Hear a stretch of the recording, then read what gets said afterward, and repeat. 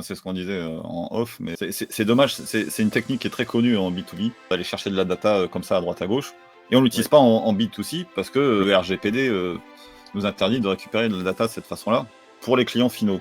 Mais Oui. il y a plein d'usages auxquels on pense pas souvent quand on est e-commerce. On veut pas forcément s'adresser au client final tout le temps. Tu m'as cité des exemples, est-ce que tu peux nous les reciter? Ouais, complètement. Moi, je pense que c'est assez pertinent d'automatiser son acquisition, donc via du cold email, via de la prospection LinkedIn, et cetera, pour, par exemple, contacter des influenceurs, typiquement. Si demain, vous voulez démarcher beaucoup d'influenceurs pour des campagnes d'influence marketing, bah, vous avez la possibilité de scraper des adresses email et d'envoyer du coup des campagnes de prospection par email pour obtenir peut-être des collaborations. Après, Si le meilleur moyen d'apprendre, c'est de faire les erreurs soi-même, le moyen le plus rapide est encore de se nourrir de l'expérience des autres. Dans ce podcast, vous découvrirez tour à tour des invités inspirants, débutants ou vétérans du e-commerce, mais aussi des experts pour vous éclairer dans vos choix techniques, en vous montrant les chemins les plus courts et les plus sûrs vers vos prochains succès. Il est temps de lever le voile pour découvrir l'envers du décor. Bienvenue dans les secrets du e-commerce, la voie vers votre prochain million. Et si, en e-commerce, on avait la tête dans le guidon? Et si on se privait de techniques ayant déjà fait leurs preuves? N'aurions-nous pas tout intérêt à regarder du côté du B2B pour y faire des emprunts intelligents? Le B2B appliqué au B2C. Dans cet épisode du podcast Les secrets du e-commerce, c'est de ce sujet que l'on va traiter avec Antoine Ladrière, ancien du monde B2C, aujourd'hui spécialisé dans le B2B. Antoine est venu nous transmettre ses meilleures astuces et va nous ouvrir des horizons que l'on ne soupçonnait pas. On va parler landing page, H2H, tofu mofu bofu, mais aussi de la puissance du scrapping et du framework AR.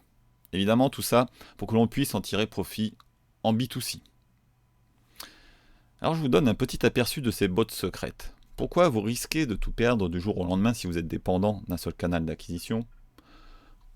Comment diminuer les coûts d'acquisition en allant au-delà du schéma publicitaire, classique mais coûteux, acquisition, retargeting. Également, comment utiliser les landing pages pour vous rapprocher de vos clients et vendre plus vite et plus cher.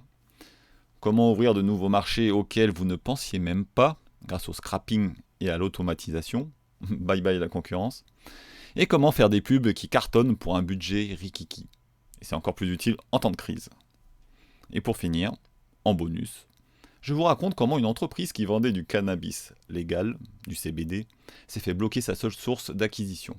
Mais plus intéressant, comment elle a fait pour rebondir magistralement grâce à la puissance de la communauté. Et comment vous pourrez l'appliquer. Mais avant de commencer, j'aimerais préciser 3 tout petits points. Le H2H, c'est pas un type de mine de crayon de papier. Le tofu mofu bofu, ce sont pas des plats asiatiques. Et l'art, c'est pas un cri de bête enragée. Hop, alors bonjour Antoine, merci d'être venu, d'avoir accepté l'invitation pour ce podcast e-commerce. salut Sébastien, merci à toi pour l'invitation. C'est un plaisir. Et alors aujourd'hui, Antoine, Oui, il n'a pas un e-commerce. Alors pourquoi j'ai invité, il est plutôt du côté technique. Il en a eu dans le passé. Il va nous raconter un peu ça un peu plus en détail. Et il a aussi une expertise B2B. Et le sujet aujourd'hui, ça va être de regarder comment on peut récupérer cette expertise-là pour la passer, pour nous l'utiliser dans le e-commerce. Qu'est-ce qu'on peut en faire? Parce qu'il y a plein de choses qu'on fait et qu'on n'utilise pas. Alors, je te laisse te présenter si tu veux. très bien. Bah, du coup, moi, c'est Antoine. Aujourd'hui, j'ai plus la casquette de consultant en acquisition B2B. Donc, l'idée aujourd'hui, c'est de mettre en place en fait des process d'acquisition quasiment automatisés en fait, qui génèrent finalement des rendez-vous ou des opportunités pour des entreprises B2B, pour des équipes commerciales, etc. Et donc ouais, j'ai eu plusieurs casquettes. Donc j'ai eu une petite expérience en e-commerce en lançant des projets par moi-même. Après, j'ai eu la casquette de media buyer. Et aujourd'hui, du coup, vu que j'ai testé beaucoup de canaux d'acquisition, aujourd'hui, je mets ça à disposition pour des entreprises, pour des consultants et des freelances. Ok. Media buyer, tu peux rappeler ce que ça veut dire? Il y a pas mal de Ouais. gens, même s'ils font du Facebook, ils savent pas ce que c'est. Complètement, ouais. Media buyer, en fait, c'est une personne qui s'occupe du trafic payant, en fait, d'une marque e-commerce, par exemple, ou d'une application mobile. Donc, typiquement, moi, j'avais l'aspect Facebook Ads principalement, mais après, petit à petit, j'ai bifurqué sur d'autres plateformes payantes d'acquisition parce que finalement, c'est quasiment les mêmes process, en fait. Voilà. D'accord, nickel. Et alors, comment tu as fait tes premières armes avec le e-commerce, justement? Raconte-nous un peu, c'est quoi Alors, tes ouais. expériences? Alors parcours atypique, en fait, j'ai pas fait, de longues études, je me suis engagé très tôt à l'armée, à 18 ans. Donc voilà, j'ai fait ma petite carrière militaire, et en fait, petit à petit, j'ai commencé en fait à m'intéresser au e-commerce, en consommant beaucoup de contenu là-dessus. Et donc, voilà, il y avait un peu cette tendance, cette trend avec le dropshipping, le print on demand, à l'époque. Et donc, ça m'avait bien inspiré. Voilà, lancer des petits projets à droite à gauche. Donc pendant que j'étais militaire, en fait, j'ai lancé, quelques sites, en dropshipping, après en print on demand. Au début, je proposais en fait des accessoires militaires, du coup. Donc, je connaissais bien le persona finalement, et donc j'avais créé un shop par rapport à ça. Et après, en parallèle de ça, je lançais en fait des produits digitaux, donc des formations, des e-books, etc., sur l'entraînement physique en fait pour se préparer D'accord. à l'armée. Donc, j'avais exploité ça avec une petite communauté, des choses comme ça. Donc après, je créais un upsell sur mon e-commerce, etc. En parallèle de ça, du coup, après, donc j'ai arrêté l'armée, et après, donc j'ai lancé quelques marques en print on demand, plus aussi quelques sites e-commerce. Donc ça, c'est vraiment sur la partie e-commerce. Et du coup, petit à petit, je me suis fait un peu la main sur pas mal de canaux d'acquisition, principalement Facebook Ads, Snapchat, Pinterest un petit peu. Et donc, je me suis dit, bah, pourquoi pas, en fait, pourquoi pas accompagner des projets beaucoup plus gros. Et donc, là, j'ai mis à disposition mes services pour des marques e-commerce. Donc, ça m'a permis de travailler avec sur une dizaine de projets e-commerce. Donc, c'était cool, avec des budgets beaucoup plus hauts, et avec des infopreneurs aussi. Donc, là, plus de la génération de leads. Et donc, voilà, c'est comme ça que je me suis un peu fait la main là-dessus. Ouais. OK. Et dans tes expériences, e-commerce, il y avait quoi comme type de e-commerce? Est-ce qu'il y avait que des gens qui se lançaient? Est-ce qu'il y en avait, quand même un peu plus de bouteilles? Alors, au début, c'est vrai que je m'orientais plus sur des marques e-commerce nouvelles, après un lancement crowdfunding sur Ulule, etc. Et finalement, j'avais pas parce que c'est vrai que voilà, il y a un budget publicitaire à investir, etc. Donc Ouais, après, donc je proposais plus mes conseils sous forme de consulting finalement, avec plus une phase de création de contenu, création de communauté, pour après bifurquer en ads. Et du coup, après, petit à petit, je me suis orienté plus sur des projets beaucoup plus gros, avec un budget mensuel en pub minimum à 1 000 2 000 euros. Et généralement, les marques avec qui je travaillais, c'était principalement minimum 10K de CA mensuel. Et après, concernant les niches, j'ai fait pas mal de niches. Donc, des marques de vêtements de CrossFit, des marques de crème plus féminin, des accessoires de mode pour femmes, des infopreneurs. J'ai fait des applications mobiles aussi. J'ai fait pas mal de petits projets comme ça. Ouais. un peu tout ce que tu avais fait avant, en fait? C'est ça, ouais. Je me suis basé en fait sur ce que j'avais déjà testé. Et après, finalement, en fait, je me suis aperçu que peu importe la niche, en fait, c'est quasiment la même chose finalement. Mmh. C'est une audience froide, une audience qui connaît la marque mais qui n'a jamais acheté les produits, et une audience qui a déjà acheté. Donc finalement, en fait, les process finalement étaient facilement duplicables en fonction des niches et des secteurs. Ouais. Ouais. Et ça s'est confirmé après quand, tu es allé sur le B2B? Oui, complètement, Ouais. Et tu t'en complètement, as ouais. aperçu, à quel moment qu'il y avait, des points communs, qu'il y avait des ponts entre les différentes, disciplines? Alors, bah, finalement, en consommant encore une fois du contenu sur le growth hacking, growth marketing et cetera, j'entendais souvent en fait, finalement, le H2H. Donc c'est pas du B2B, c'est pas du B2C, mais finalement tu t'adresses, bah, à des humains en fait. Et donc, Mmh, après il faut adapter aussi, en fonction. Hem et bah, en fait, pour m'orienter sur du, B2B, moi, en fait, ce que je mettais en place pour, acquérir, pour travailler avec des marques e-commerce, c'était, des approches de prospection, automatisées sur LinkedIn, par email. Et donc, je me suis dit: «Bah, finalement, ça peut peut-être intéresser aussi des boîtes, des commerciaux, des sales». Et donc, après, c'est comme ça que j'ai aussi orienté une autre casquette B2B. Et donc après, bah, on le voit de plus en plus, hein. Il y a de la publicité qui se fait pour du B2B, pour vendre du SaaS, pour vendre pas mal de choses. Donc ouais, ça s'adapte, quasiment, pareil finalement, ouais. OK. Hem, alors par quoi on va commencer? Au niveau de ce qu'on peut transférer, ce qu'on peut récupérer de ce que tu as appris en B2B, Oui, vers le B2C. Hem Et je te propose, tu avais commencé un peu à en parler, qu'on parle du tofu, mofu, bofu, si tu veux bien. oui. Je te Ouais, je te laisse Alors expliquer un peu ce que c'est. alors c'est pas un plat Non, asiatique, pardon. hein. Non. Le tofu, mofu, bofu, en fait, c'est, en fait, faut schématiser ça, en fait, sur un funnel. Donc c'est un entonnoir, en fait. Et donc le tofu, c'est le top of the funnel. Le mofu, c'est le, middle of the funnel, et le bofu, c'est le, bottom of the funnel. Et en fait, cette méthodologie-là, en fait, c'est une façon de structurer son audience. Donc, on peut le voir, en fait, de plein de façons, finalement. Pour créer du contenu, par exemple, on peut créer du contenu très généraliste, en tapant assez large pour une audience beaucoup plus large qui, petit à petit, avec d'autres contenus, on va réussir à convertir cette audience-là en client. Après, en ads, on peut aussi structurer, par exemple, le tofu, bah, c'est l'audience froide, l'audience qui ne connaît pas la marque.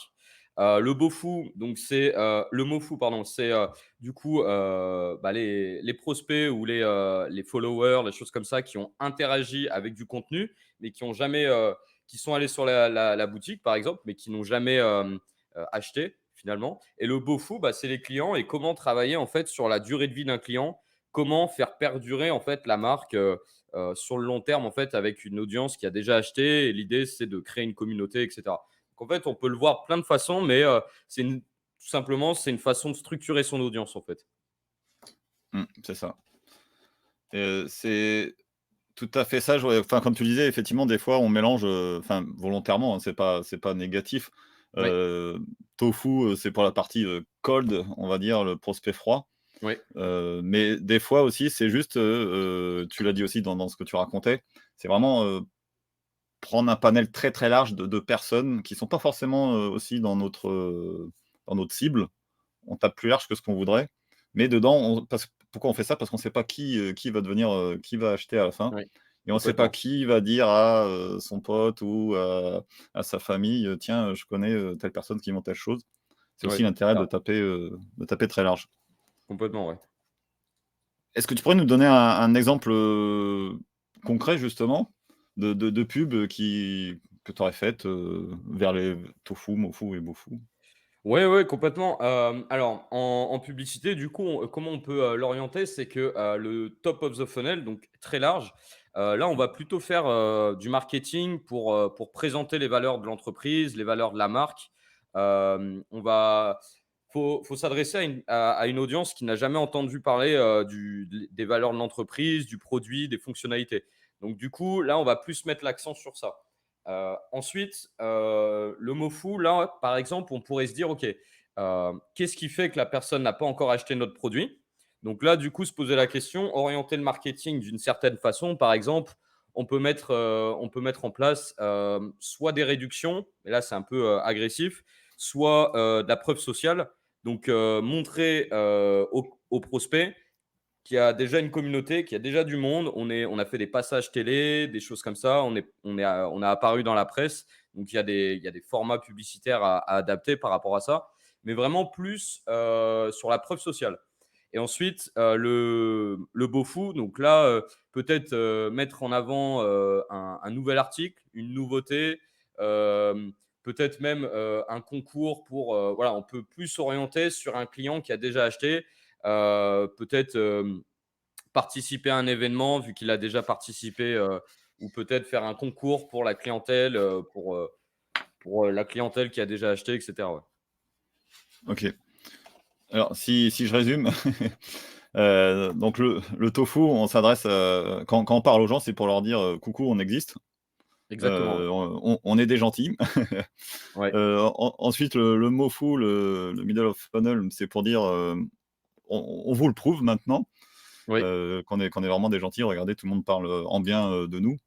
Et le bofu, du coup, le fond du funnel, c'est pour dire, «Bon, bah, maintenant que tu nous fais confiance, que tu as vu que nos produits étaient bons, bah, achète, Oui, vérifie oui, que ce oui, qu'on te raconte, est vrai».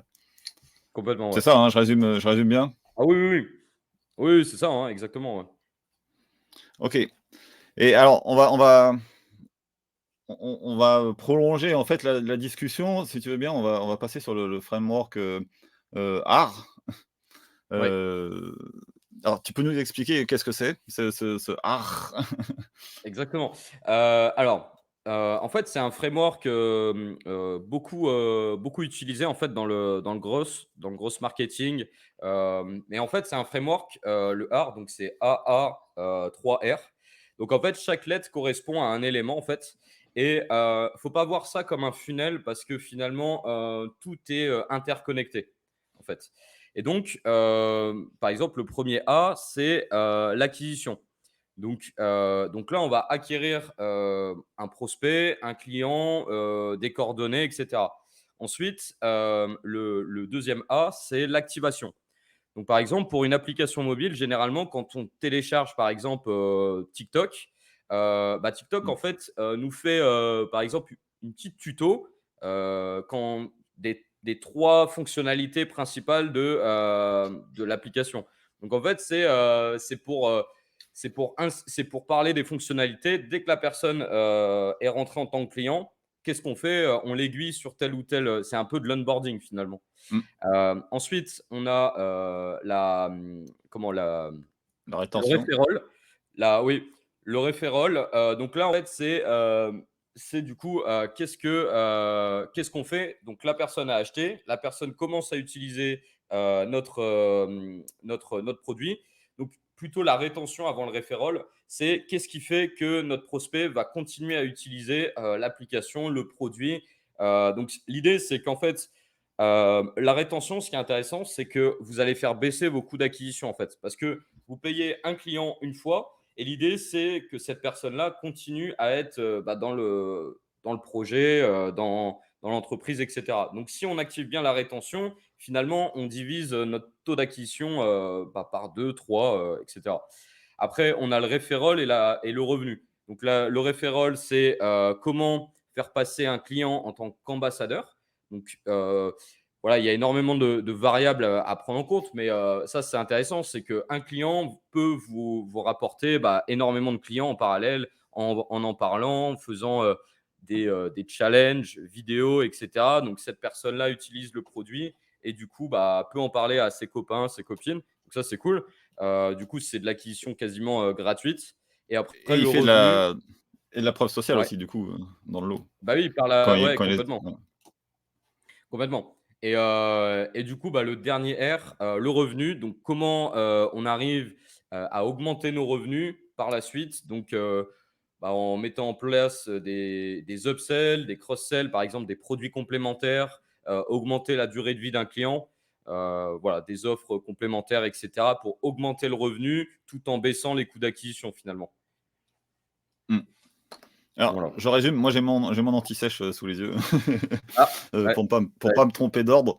Donc, Bah oui, oui. art, c'est acquisition, qui est souvent associé à, ce qu'ils appellent, je cherche la traduction, de l'anglais, c'est awareness, c'est, sortir de l'anonymat si on veut. Donc, Ouais. les 2 vont ensemble souvent. Activation ensuite, rétention, referral, donc c'est, en français, c'est, quand on demande à quelqu'un de comment tu traduirais ça? La recommandation? Oui, voilà, merci. En plus, il y a un R, donc c'est parfait et Oui, les revenus à la fin, effectivement. Hem, c'est marrant cette histoire, pour la petite histoire, ce art, moi, j'ai connu ça il y a peut-être 2 ans seulement et quand avec mon e-commerce, j'avais réinventé en fait le principe où, d'accord. et j'avais essayé de simplifier, la chose et pareil, j'avais fini par trouver 5 points aussi. Donc c'était, faire venir le client au début, OK, le faire acheter plus, le faire acheter plus souvent et qu'il nous recommande. d'accord. Donc il y a juste le revenu qui était un peu mis avant en fait, mais sinon Oui. tout le reste, c'est exactement la même chose. Complètement, ouais. Oui, c'est vrai qu'en e-commerce, par exemple, la personne achète, elle est dans le panier, commence à acheter, juste après le panier, il y a un produit complémentaire qui vient donc oui, c'est vrai que le revenu, arrive, sur cette partie-là, ouais. Ouais, et comme tu le disais tout à l'heure, ça vient, surtout du B2B ça, c'était utilisé pour la petite histoire, par les startups. J'ai Oui, oublié le nom de la personne qui avait, sorti ça, mais c'est quelqu'un, qui est connu dans le monde, dans le monde des startups et donc avait sorti, ce framework oui, et quand on parle complètement, ouais. startup, on pense pas effectivement souvent à e-commerce, mais quand on t'écoute en parler, il y a rien qui l'empêche effectivement, Ah oui, d'utiliser ça. Absolument faut rien. finalement f ouais, complètement, faut juste l'adapter à son positionnement, à son marché, et oui, oui, c'est duplicable, hein, finalement. Alors, est-ce que tu veux détailler des points en particulier de ce framework, pour le B2C? Ouais, bah, c'est, Ou dans l'ordre, hein, si tu veux, mais à quel ouais. sujet du coup, Sébastien? Ouais, par exemple, l'acquisition en fait, enfin, on va revenir un peu sur le sujet de tout à l'heure du tofu, mofu, bofu. Ouais. Du coup, ça serait quoi l'équivalent là? Donc là, l'équivalent, si, je me trompe pas, c'est, tofu. Oui, oui, oui, complètement. Après, sur l'acquisition, ce que je dis souvent, c'est de ne pas être dépendant d'un seul, canal d'acquisition finalement. Mmh. Parce qu'on le voit souvent, c'est qu'aujourd'hui, voilà, par exemple avec Facebook Ads, on peut rapidement, bah, se faire bloquer, le business manager. Voilà, il y a pas mal de choses comme ça. Et l'idée, c'est d'augmenter en fait, les points de contact avec sa cible. Donc, par exemple, on emmène du trafic froid via Facebook ou Google, par exemple. Et ensuite, ce qui peut être intéressant, c'est d'augmenter les points de contact. Par exemple, se dire, OK, mon audience est aussi sur Snapchat, sur TikTok, sur Pinterest. Donc, c'est assez facilement duplicable parce que vous avez juste à mettre finalement un pixel, donc c'est un bout de code dans votre site qui vous permet finalement de recibler les visiteurs et de les emmener vers la même direction finalement, qui est l'acquisition. Et ce qui est intéressant en faisant ça, c'est qu'en fait, vous créez un écosystème d'acquisition avec plein de points de contact qui finalement, bah, en fait, vous divisez pas mal votre coût d'acquisition parce que vous payez une fois pour du trafic froid, mais qui du coup est reciblable par pas mal de points. Et derrière, bah, voilà, on dit souvent qu'il faut à peu près 7 à 8 points de contact avant qu'un prospect achète. Donc l'idée, c'est ça, c'est d'augmenter. Ouais. Et, Ouais. euh, et par exemple, pour revenir par exemple au referral ou même pour augmenter ses revenus, une fois que la personne a acheté, la personne est dans le funnel, vous pouvez très bien jouer sur tout ce qui est email marketing, SMS marketing, la stratégie de contenu qui vient actionner le referral parce que finalement, une personne qui ne connaît pas la marque et une personne qui connaît la marque, bah, c'est potentiellement abonné au compte Instagram. Et finalement, en fait, on peut orienter du contenu pour des clients qui ont déjà acheté, orienter le contenu pour des personnes qui n'ont pas encore acheté. Et derrière, ça va aussi driver du revenu finalement en faisant comme ça. Mmh. Je rajouterais, on en parlait, l'autre jour, Ouais, donc on a dit, quand on fait nos publicités, on on adapte nos discours à la cible selon où est-ce qu'elle en est, si elle est plus ou moins proche, d'acheter, de passer à l'acte d'achat oui, et en B2B, souvent on utilise, des landing pages et à foison et on utilise beaucoup moins en B2C oui, et en e-commerce, spécialement et c'est dommage puisque ça permet d'adapter son discours quand la personne arrive sur notre site. Si on fait venir du trafic froid, mais que quand elle arrive sur la page, on lui dit: «Achète, achète, achète», elle est pas prête à acheter. Oui, et du coup, on a un décalage entre le discours qu'on lui a donné pour la faire venir et ce qu'elle découvre quand elle arrive. Et ce qui fait oui, que c'est le meilleur moyen de créer du bouncing. oui, complètement, ouais. Et c'est ça, finalement, en B2B, bah, par exemple, pour des landing pages, c'est vrai que chaque landing page vient contrer quasiment une objection. Au début, Mmh, la personne ne nous connaît pas, et après, si elle nous connaît, on la renvoie vers un autre discours marketing, etc. Ouais. Et complètement. C'est vrai que moi, je le vois pour de l'acquisition B2B, par exemple, des séquences d'outbound marketing, donc des séquences de prospection, par exemple. On va pas s'adresser de la même façon vers une entreprise qui a jamais entendu parler de nos services qu'une entreprise qui a déjà interagi avec notre contenu, par exemple sur LinkedIn, et qu'on va mmh, mmh. recontacter par la suite. Ouais. Ouais. C'est intéressant ce que tu racontes parce que ça semble presque évident, quand on fait du B2B, ce que tu racontes. Ouais. Évidemment qu'on va pas s'adresser de la même façon à quelqu'un qui ne nous connaît pas ou à quelqu'un à qui on a déjà donné plein d'astuces, enfin, si on l'a aidé dans son business même, gratuitement. Ouais. Ça, c'est évident en B2B, mais généralement, on passe pas le cap, en B2C. On gère ça différemment et c'est bien dommage. C'est vrai. Je voudrais revenir sur un point sur l'acquisition. Là, tout à l'heure, tu parlais, de quand on traque, les personnes, quand on les recible, quand on les retarget ou remarket.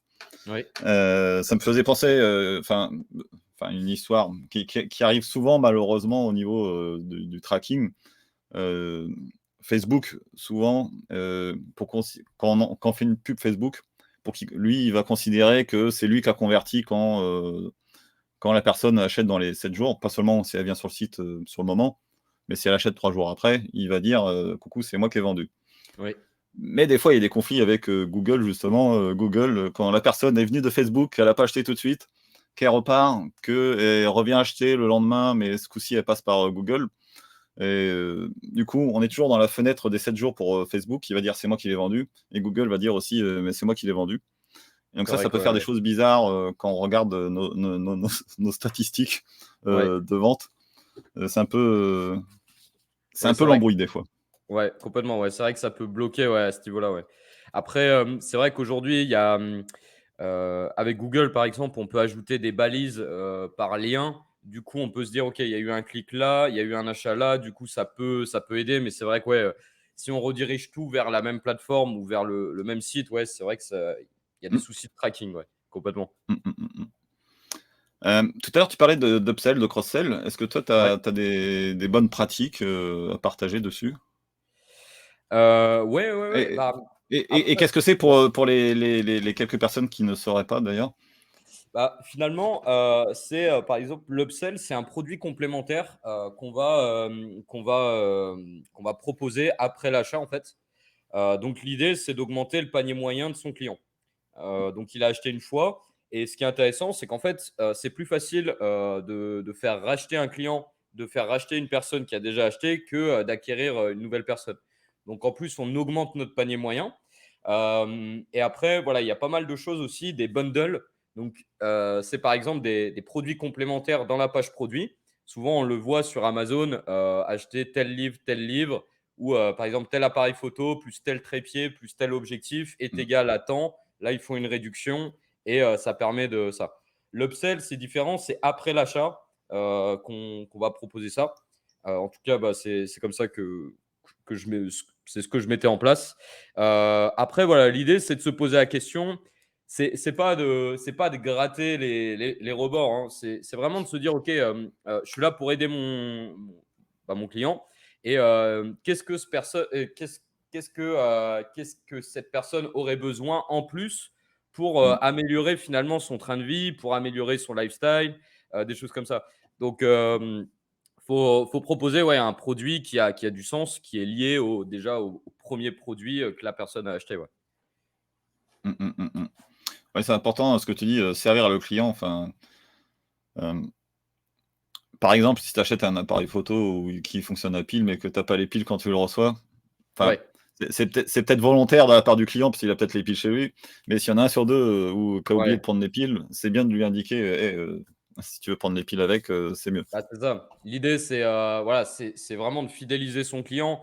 Et c'est, bah, Amazon, c'est vraiment leur stratégie. C'est que Aujourd'hui, ils sont vraiment focus sur la satisfaction client. Et si tu fais ce genre de boulettes ou de gaffe, ouais, c'est vrai que ça peut être mal vu. Ouais. Et tu dirais que ça se trouve où dans le framework, art, cette, cet upsell justement? Bah, je dirais que c'est dans le revenu. Je dirais que c'est dans le revenu à la fin, donc comment augmenter ses revenus? Donc faut prendre en compte, bah, la LTV, c'est la durée de vie d'un client, finalement. Mmh, Donc après, on pourrait se poser la question: «Comment j'augmente mes revenus tout en baissant mes coûts d'acquisition?» Bah, du coup, ouais, il y a tout ce qui est, upsell. Il y a peut-être, des offres exclusives pour la clientèle qui a déjà acheté. Ouais, des choses comme ça, ouais. mmh, mmh, mmh, mmh, mmh. Nickel. Alors je regarde là, vite fait le art, s'il y a un point à détailler, un peu plus. Par exemple, si, tu sais, on a parlé de l'acquisition. Au niveau de l'activation, ça se traduirait comment, au niveau, e-commerce justement? Est-ce qu'il y a des astuces, Bah, c'est vrai que l'activation, en fait, une fois qu'on a un client, c'est qu'est-ce qui fait que cette personne-là ça marche beaucoup pour les choses les produits à abonnement, par exemple. Et du coup, c'est comme ça qu'on va voir si la personne continue à acheter, en fait. Et du coup, je pense que, il y a la stratégie de contenu, c'est intéressant pour, activer, bah, la stratégie de contenu, mais en back-end, par exemple des emails marketing, des choses comme ça, pour dire à cette personne-là que, du coup, on lui envoie de la valeur gratuitement pour lui dire: «OK, j'existe toujours, continue à utiliser mon produit», finalement. Après, ce qui peut être intéressant aussi, c'est d'ajouter des groupes, un groupe Facebook ou, une communauté. Typiquement, je pense à Lemlist, donc c'est un outil, d'automatisation, c'est un SaaS, qui permet d'envoyer des séquences de prospection et cetera. Eux, ce qui est intéressant, c'est qu'en fait, dès que vous commencez à utiliser, l'outil, donc déjà, il y a, des choses à cocher, en fait. Donc étape par étape, OK, step 1, tu connectes ton adresse email. Step 2, tu fais ça, ça, ça. Du coup, la personne, est dans le truc. Et en fait, petit à petit, ils envoient de la valeur à leur communauté qui ont déjà acheté des articles exclusifs. Au fait, on vient de lancer telle fonctionnalité, on a fait ça. Au fait, notre produit, tu peux l'utiliser comme ça. Voilà, pas mal de variantes. Et des groupes Facebook, ce qui est intéressant, c'est qu'en fait, de continuer à faire grossir et à créer cet engouement de communauté, en fait, une fois que la personne a acheté. Comme ça, vraiment, la personne se dit: «OK, je fais partie d'un groupe, je fais partie, bah, le produit franchement me plaît et du coup je continue à l'utiliser. Les prospects, les clients entre eux communiquent: «Ah, au fait, j'ai mis ça en place, je l'ai utilisé de telle manière», et cetera. Et ça peut être, ouais, intéressant, derrière de faire, continuer, aux clients, d'utiliser le produit, ouais. Est-ce que OK, toi nickel. tu vois des choses, à ce niveau-là sur, Ouais, j'ai vu quelque chose, mais c'est rentré, c'est sorti du coup, ah ouais, ouais, ouais, parce que je vais lire les questions suivantes en même temps. ouais, Hem, ouais et je rappellerai quand même, enfin art, pour ceux qui connaissent pas, c'est aussi, chaque, partie oui, c'est associé à une métrique. C'est important, c'est des métriques qu'on suit et justement on va essayer d'améliorer chaque point et quand on arrive à améliorer les cinq points en particulier, donc acquisition, activation, rétention, referral et revenu, bah, ton business il se porte, très bien. Et j'ajouterais pourquoi c'est important de travailler sur ces, 5 points-là en même temps. Alors il y a plusieurs raisons en fait. Si tu travailles un point, toujours en permanence, comme, l'acquisition, ce que font, beaucoup de gens en fait, quasiment que ça. Le problème, c'est que mmh, tu vas atteindre un plateau au bout d'un moment et tu vas mettre beaucoup, beaucoup d'efforts pour continuer, à augmenter. Alors que si tu vas, modifier, chaque autre partie en fait, tu vas pouvoir avoir des gains, substantiels comme on dit. Tu vas pouvoir, ouais. augmenter et décoller ta croissance, d'un coup, alors que tu étais sur un plateau depuis, des années, des fois. Ouais, complètement, ouais, un plafond de verre, et c'est ce qu'on voit, c'est que des fois la problématique, c'est le scaling, en fait. Comment faire mieux? Ouais. Comment faire plus? Et du coup, c'est vrai qu'on peut se dire: «OK, j'augmente mon budget publicitaire», mais voilà, il y a d'autres manières, de scaler finalement, ouais. En se penchant sur le funnel, même en optimisant son site, son taux de conversion dans sa boutique, des choses comme ça finalement. Mmh, Ce mmh, qui mmh. permet en fait parce que les coûts publicitaires aujourd'hui sont assez hauts, ça commence à monter de plus en plus. Et l'idée, ouais, c'est de se dire comment je fais pour augmenter mes revenus. Et ouais, il y a une méthodologie, une réflexion à avoir, ouais, à Ouais, l'intérieur du funnel, en back-end, finalement. Ouais. ouais, c'est ça. Faut trouver la faille, en fait, dans ton, processus de vente. Qu'est-ce que Mm. il y a un endroit que certainement tu as pas bien travaillé parce que tu étais focus sur autre chose et tu vas Oui. pouvoir avoir des gains, très substantiels. Hem, alors en B2B, toi, dans ton métier aujourd'hui, tu fais, pas mal de scrapping, c'est ça? Oui, complètement, ouais. Donc, Tu fais ouais. ouais, du scrapping, qu'est-ce que c'est en fait? C'est le fait en fait d'avoir des coordonnées très qualifiées, donc avec des outils qui respectent la loi RGPD. Ça s'active que sur le B2B. Donc, si vous voulez rapidement du coup des coordonnées, des adresses email, des profils LinkedIn, des numéros de téléphone, avec certains outils d'enrichissement, ouais, il y a possibilité d'avoir tout ça pour après du coup faire des partenariats, démarcher du coup des boîtes, des choses comme ça. Il y a pas mal de choses à faire. Ouais. Ouais et du coup, c'est ce qu'on disait, en off, mais c'est dommage, c'est une technique qui est très connue en B2B, aller chercher de la data, comme ça à droite à gauche et on Oui, l'utilise pas en B2C parce que, le RGPD, nous interdit de récupérer de la data de cette façon-là, pour les clients finaux. Mais oui. il y a plein d'usages, auxquels on pense pas souvent. Quand on est e-commerce, on veut pas forcément s'adresser au client final tout le temps. Tu m'as cité des exemples, est-ce que tu peux nous les reciter? Ouais, complètement. C'est vrai que, moi, je pense que c'est assez pertinent, d'automatiser son acquisition, donc via du cold email, via de la prospection LinkedIn et cetera, pour, par exemple, contacter des influenceurs, typiquement. Mmh. Si demain, vous voulez démarcher, beaucoup d'influenceurs pour des campagnes, d'influence marketing, vous avez la possibilité de scraper, des adresses email et d'envoyer du coup des campagnes de prospection par email pour obtenir peut-être des collaborations. Après, par exemple, on peut se dire qu'aujourd'hui, par exemple, peut-être que votre produit est aussi adressé pour une typologie de professionnels. Typiquement, par exemple, des objectifs d'appareil photo, ça peut être intéressant pour des agents immobiliers qui veulent prendre en photo du coup des logements, des choses comme ça. Donc là, vous avez la possibilité finalement de prospecter des boîtes B2B qui seraient susceptibles d'être intéressées par votre produit, votre SaaS, votre application mobile, etc. Après aussi, par exemple, on le voit énormément maintenant, c'est le fait de développer son personal branding. On voit beaucoup maintenant de CEO être présents en interview. Par exemple, je pense à Anthony Bourbon avec Feed. On voit pas mal de choses comme ça, finalement, où on met l'accent en fait sur le CEO, sur les valeurs de la boîte, sur le personal branding. Et l'idée, en fait, de mettre de l'acquisition B2B, ça peut être intéressant d'aller chercher des partenariats pour faire des podcasts, pour faire des interviews sur YouTube, etc., en prospectant des personnes voilà, qui seraient intéressées pour exposer les valeurs de l'entreprise, des choses comme ça. Ouais. Mmh, mmh, mmh. Et, ouais, et même je pense à ça aussi par exemple, vous avez, moi je l'ai mis en place, on avait mis en place, je travaillais avec une marque qui faisait en fait des crèmes anti-vergeture aussi pour les femmes enceintes. Et donc, on avait mis en place ce genre d'approche de prospection pour aller contacter, démarcher des pharmacies. L'idée, voilà, c'est que c'était aussi de scaler la partie point de vente physique. Et donc, ouais, il y a des choses intéressantes à faire. Si derrière, vous voulez avoir scaler cette partie point de vente, vous pouvez très bien prospecter des centres commerciaux, des boutiques, etc. Ouais. Mmh mh.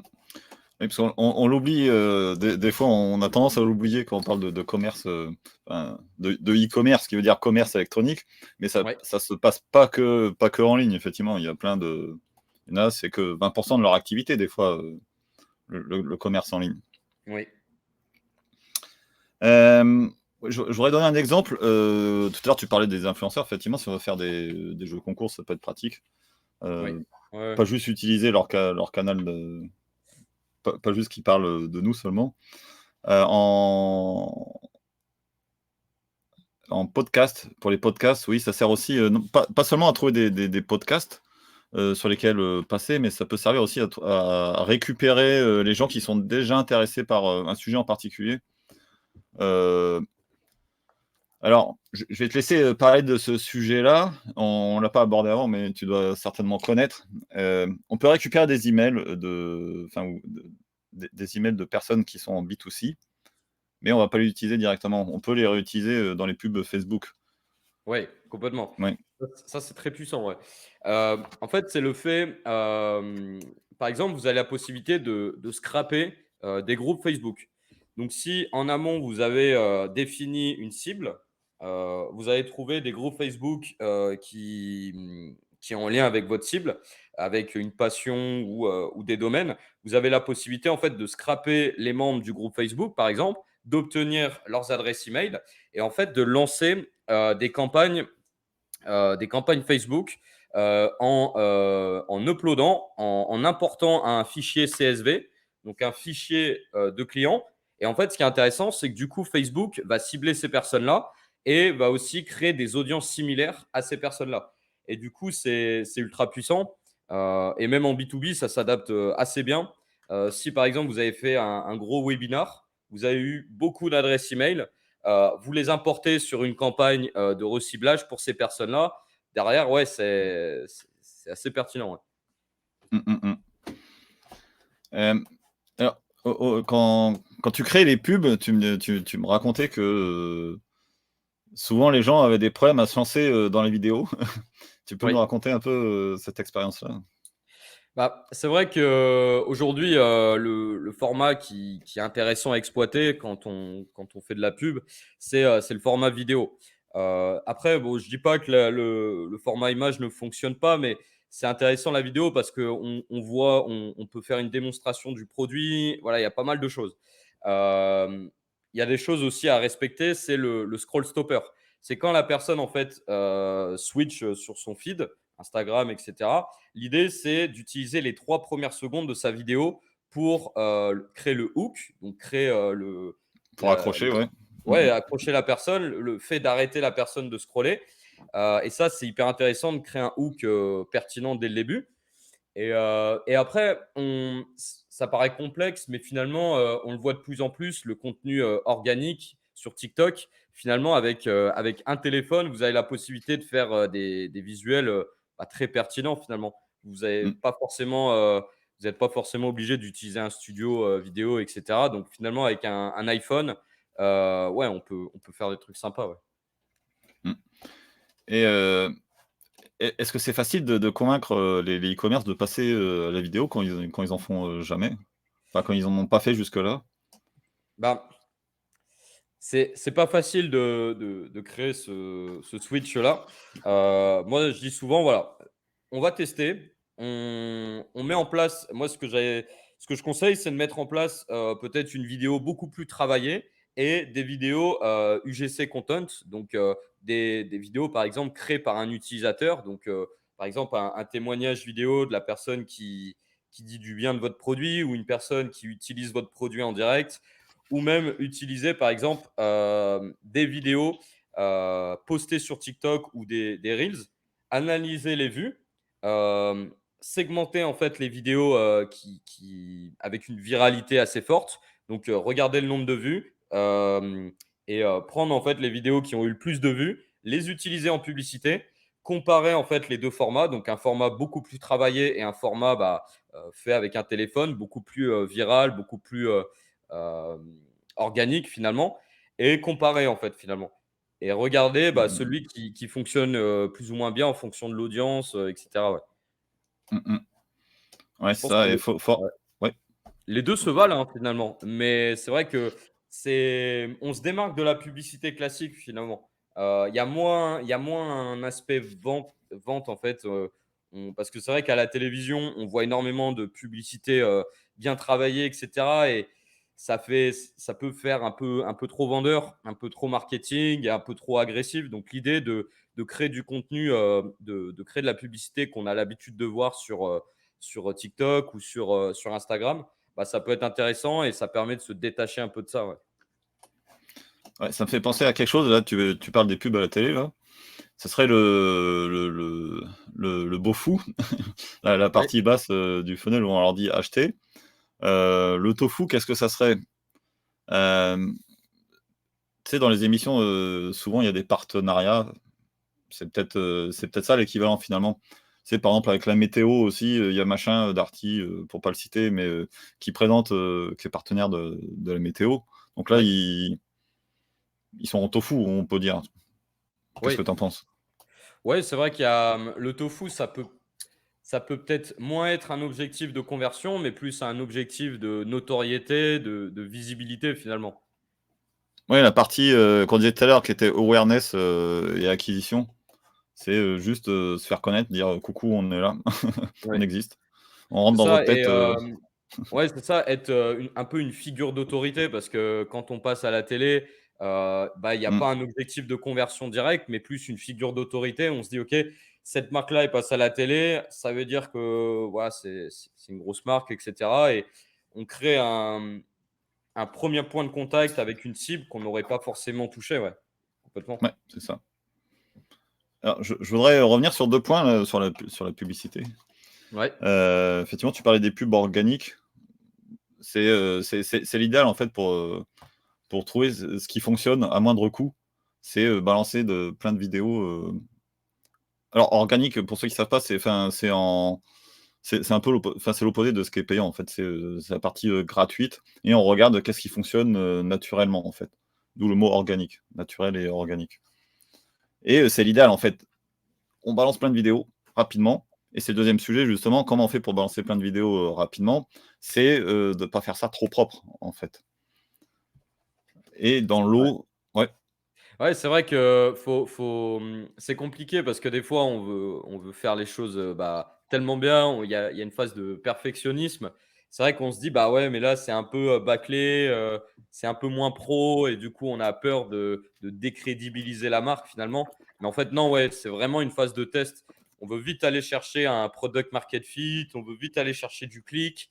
Ça dépend si vous voulez du clic ou de l'achat derrière, mais ouais, l'idée c'est d'aller chercher de la data, du vraiment tester, massivement, heu et même tester un discours marketing, différent et cetera, ouais. Ça peut être intéressant, ouais. Mmh, mmh mh. Heu, Au début, tu avais parlé à un moment de création d'audience avec, les B2C, enfin les e-commerce, qui se lançaient quand ils avaient pas d'argent. Tu peux nous raconter comment tu as fait ça? Est-ce que tu as des astuces particulières, Bah, ouais, c'est vrai que pour un e-com, qui a pas forcément les moyens, l'idée, heu, c'est de créer une communauté, bah, dès le départ finalement. Et vraiment, bah, ça peut être pas mal de commencer à créer une communauté avant d'aller chercher forcément la conversion. Parce qu'en fait, cette communauté-là, ce qui est intéressant, c'est qu'on va pouvoir la recibler. Donc on va pouvoir faire, du retargeting sur les interactions Instagram, sur les interactions Facebook. Donc ça peut être, plutôt intéressant de parler par exemple, si les fondateurs viennent de lancer, leur boîte, de dire: «OK, pourquoi on a lancé cette entreprise?» Tu sais, une phase d'interview un petit peu, et petit à petit, en fait, la communauté, bah, va grossir. En plus, là, on le voit avec TikTok, et les reels, la portée organique est assez forte. On peut, mmh, même une énorme, ouais. personne qui a pas pour ça, c'est intéressant de jouer sur ça parce que là, on est dans une ère, où en fait, finalement, même une personne qui a pas forcément une grosse communauté, a la possibilité d'avoir un contenu qui devient viral du jour au lendemain. Donc, moi, je dirais pour une boîte qui a pas forcément les moyens de créer du contenu et même de créer du contenu sur LinkedIn parce qu'un CEO peut trouver des partenariats, des choses comme ça, grâce à LinkedIn en postant, voilà, et cetera. Aujourd'hui, je viens de lancer ça, pourquoi j'ai lancé ça, et cetera. Parler un peu de son parcours. Et après, ouais, sur TikTok, Instagram, et cetera, vraiment créer tous les jours du contenu, l'utilisation d'un produit, etc. et rediriger vers mettre un lien en fait dans la bio, ce qui permet de driver du trafic dans un premier temps. Et après, ouais, petit à petit, avec le chiffre d'affaires, là, peut-être réinvestir une partie en ads, des choses comme ça pour après scaler. Ouais. Et tu as dit une vidéo par jour, mais qu'est-ce que tu leur réponds aux gens qui vont te dire oui, mais t'es gentil, mais une vidéo par jour, ça va me prendre beaucoup de temps? Bah, alors, je dirais de s'inspirer de ce qui se fait déjà, peut-être. Ça sert à rien de réinventer la roue, mais peut-être d'aller chercher peut-être un concurrent aux US Mmh. ou une personne sur un marché étranger ou une marque similaire, de regarder ce qu'elle fait et de réadapter l'approche. Et déjà, ça va, en termes d'inspiration, ça va être plus intéressant. On va moins aller inventer des, du contenu, etc. Et après, utiliser les codes, hein, je pense, des plateformes, des challenges, des choses comme ça. On peut même passer par des micro-influenceurs. Typiquement, si aujourd'hui, vous n'avez pas forcément le budget pour aller contacter des gros influenceurs, peut-être aller chercher des personnes, des jeunes, des choses comme ça, qui ont déjà les codes de TikTok, par exemple, d'une plateforme, et de leur dire, bah voilà, je vous envoie mon produit. Nous, en échange, ce qu'on attend, c'est tel ou tel axe, mettre en avant notre produit, laisser part à la créativité du créateur de contenu, et derrière, voilà, avoir ce contenu-là, réutiliser, euh, montrer les exemples à d'autres influenceurs pour que eux reprennent le truc. Il y avait des choses qui se faisaient pas mal, c'est aussi les challenges. Euh, on avait vu ça pas mal sur TikTok à un moment, c'était mettre en place un challenge en fonction d'un produit. Donc les personnes achètent le produit et du coup jouent sur ce challenge-là sur TikTok, etc. Ouais, il y a pas mal de variables à faire. Mais je dirais que ouais, faut peut-être s'inspirer de ce qui se fait déjà. Ouais. Faire une veille de contenu, finalement, une veille Mmh. concurrentielle, et réadapter le format à son positionnement, je pense. Mmh, mmh, mmh. Et n'oublions pas, enfin, que ce soit les shorts sur YouTube, ou TikTok, même s'ils ont augmenté, la taille des vidéos qu'on peut mettre maintenant, mais à l'origine, c'est quoi? C'est 1 minute, hein, ou on peut faire 30 secondes si on veut. Ah oui. Donc c'est pas forcément un investissement, temps énorme, heu, surtout au début, où on va chercher à trouver, qu'est-ce qui fonctionne. Au début, ça sert à rien Ouais, de faire des vidéos toutes propres, en fait. ouais, complètement. Ah, j'ai la caméra Ouais, t'inquiète, c'est pas qui a grave, qui a frisé un peu. on t'entend. Mais ouais, complètement, ouais. Et ça me fait penser à un exemple, qui vient des États-Unis. Là-bas, dans certains États, ils ont le droit de vendre heu, comment ça s'appelle? De la marijuana. Du CBD, Heu, ouais. ouais, et du coup, ça me fait penser à une boîte qui avait pas le droit de faire qui s'est fait virer de Facebook assez vite, en fait, et de YouTube, quand elle a essayé d'en faire la promotion, parce que je crois que c'est interdit, dans leurs clauses. Heu et du coup, il pouvait plus faire de publicité, et il s'est tourné, en fait, vers TikTok.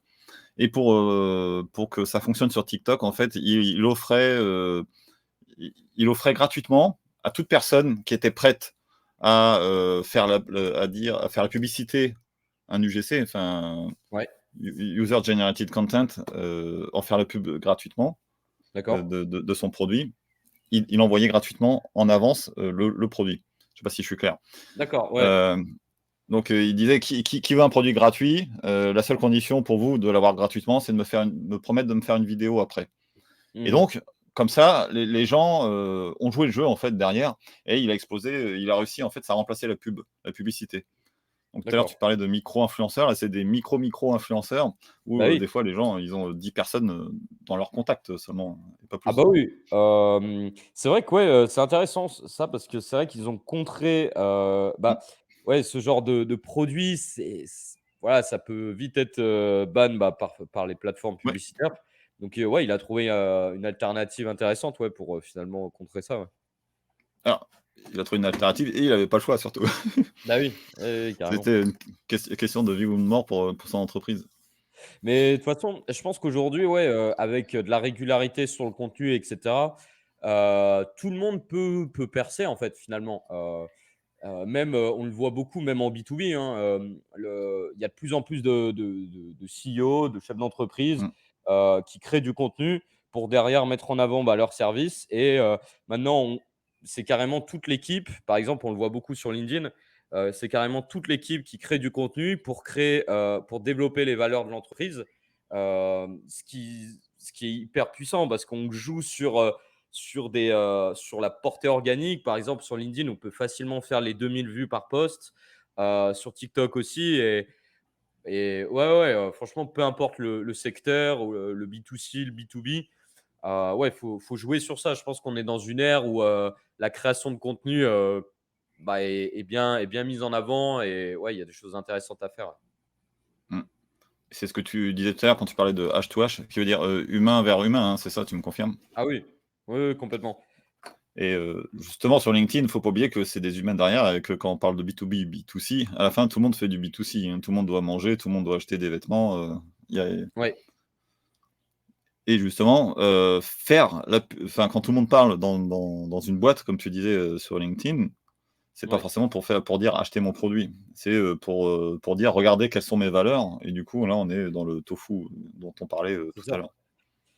C'est ça, si derrière il y a un vrai why, Mmh. il y a un vrai pourquoi, bah, c'est hyper pertinent de créer du contenu, d'axer sur ça. Bah, je reviens sur Anthony Bourbon, il y a un vrai why en fait, c'est pas qu'une barre, à manger en fait finalement.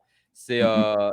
c'est vraiment, voilà, c'est jouer sur ce personal branding et même créer du contenu sur ça pour moins mettre en avant indirectement le produit et la marque, mais surtout jouer sur les valeurs. Les personnes, l'audience va se reconnaître en fait en ça et du coup, vous allez créer en fait des fans, en fait, une vraie Mmh. communauté derrière ça avant même qu'ils achètent leurs produits finalement. Et oublions pas ce qu'on disait tout à l'heure aussi, même si c'est pas eux qui achètent directement, ils ont peut-être quelqu'un dans leur famille qui va acheter Ah ou oui, leurs ouais. voisins, et cetera. Ah bah oui. Ça me fait penser à une question, à une objection que pourraient donner, les gens, mais moi je vais pas aller sur, TikTok, il y a que des jeunes là-dedans, c'est pas mon marché. Bah, je pense pas, tu vois? Peut-être au début, mais là, on le voit de plus en plus, hein, là, en fait, c'est pas pour rien que Facebook, Instagram, YouTube, bah, s'inspirent beaucoup de ce format-là, en fait. C'est Mmh. que je pense que maintenant la courbe c'est pas inversé, mais a commencé à se redresser et on le voit de plus en plus, hein. Il y a énormément de personnes, vous mettez un hashtag B2B, je suis sûr que voilà, il y a du contenu, là-dessus. Voilà, il y a non, en fait, non, non, ça je pense que ça, c'est une croyance limitante de se dire ça, Mmh. ouais. Ouais, j'ai l'exemple, je vois souvent des plombiers, sur TikTok. Ah bah, oui, oui, oui. Et Donc finalement, ça crée voilà. un avantage concurrentiel, hein, parce Mmh. que, bah, tes concurrents, eux, ont ce blocage-là. Toi, bam, tu joues sur ça, Mmh. sur cette trend et derrière, ouais, bah, tu touches une audience que tu aurais pas forcément touchée finalement et ouais, ouais, c'est intéressant. Oui, c'est ce que tu disais tout à l'heure avec les coûts des publicités, Facebook qui augmentent. Oui. Du coup, on voit une migration, donc il y a ceux qui veulent pas bouger et puis il y a ceux qui migrent sur les plateformes, les moins chères. Donc c'est les premiers qui profitent des prix, ridicules, en fait. Ah oui, oui, oui, complètement. Hem, je pense qu'on a fait un bon petit tour là. Est-ce que tu voudrais rajouter, des choses? Non, non, c'est vrai quoi, on a abordé pas mal de choses là, ouais, c'était Ouais, assez complet, ouais. tout à fait. Et est-ce que tu peux nous dire où est-ce qu'on peut te trouver? Ouais, bah, je crée beaucoup de contenu sur LinkedIn, sur YouTube, un petit peu sur Instagram, donc voilà, Antoine, Ladrière. À chaque fois sous Bon, ton nom, OK. ouais, si voilà, si vous avez des questions sur, l'acquisition, sur le growth en général, bah, voilà, moi je suis assez ouvert, hein. Il y a aucun Voilà. souci. Et comme on le disait tout à l'heure et tu me dis, est-ce que c'est quelque chose que tu fais?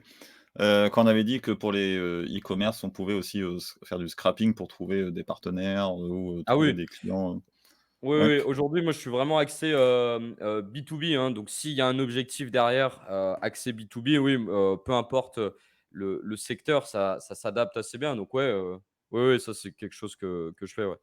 Ouais, c'était aussi l'exemple que tu avais donné, pour ceux qui n'auraient pas d'idée, c'est trouver des magasins, de revendeurs, Ouais, en fait, avec ouais, l'exemple des appareils photo que tu avais donné. aussi, ouais.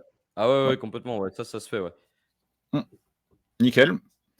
Hem, Quelque chose à ajouter pour ta défense?